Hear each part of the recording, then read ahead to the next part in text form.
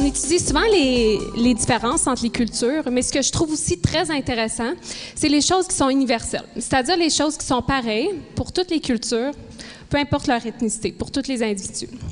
Une de ces choses serait en effet les émotions de base, comme par exemple la tristesse, la joie, la colère, mais surtout la peur.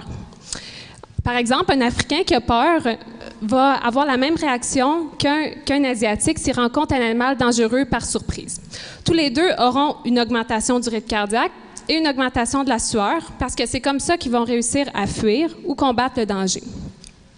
Plusieurs auteurs ont tenté de voir si la réaction était la même dans un monde réel versus un monde virtuel. Certains disent que oui, d'autres disent que non. Donc, j'ai tenté de voir pourquoi il y avait autant de contradictions.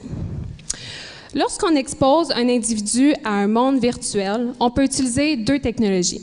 Une qui permet de détecter tous les mouvements, donc par exemple avancer, reculer, sauter et les rotations, tandis que l'autre permet seulement de détecter les rotations.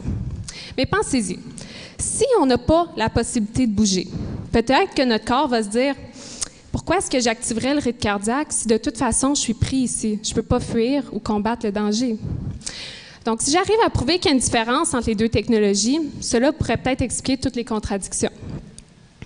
Alors voilà, le but de mon étude était de vérifier si la réaction de peur est la même selon les deux technologies, lorsqu'un individu est exposé à un monstre.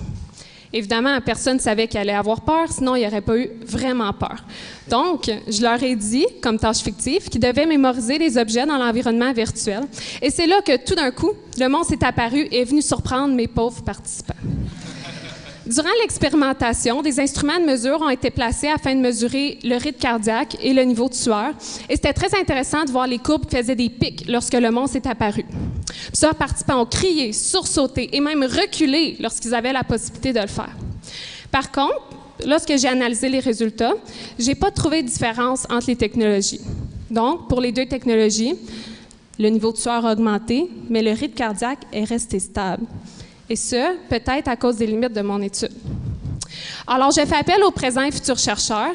Il faut éclaircir le mystère qui se trouve derrière toutes ces données contradictoires pour démontrer le grand potentiel et réalisme de la réalité virtuelle.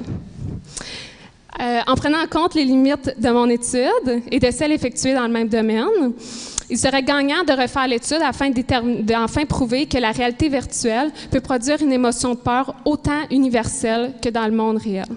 Activez vos neurones, c'est à vous de jouer.